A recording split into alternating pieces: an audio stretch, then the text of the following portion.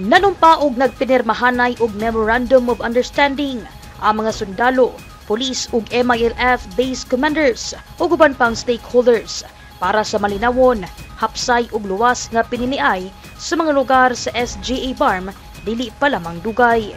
Ang aktibidad usa ka mahinungdanong lakang sa padayon nga pagbalig-on sa pagsalig sa matag usa ug pagpakusog sa kooperasyon. Bilang nakakasakop dito sa area natin, gusto namin kayong makausap para mas mapaigting ang ating samahan, ang ating partnership.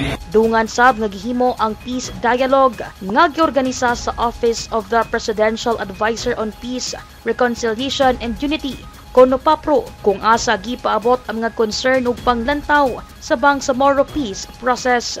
Giawhag sab ang MILF commanders sa hingpit nga pagsuporta sa implementasyon sa ceasefire-related guidelines atol sa midterm elections.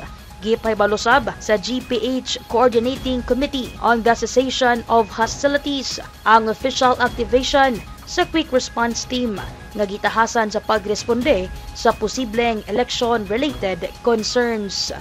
Daiza Libong, Newsline Philippines, Province of Cotabato. Stay safe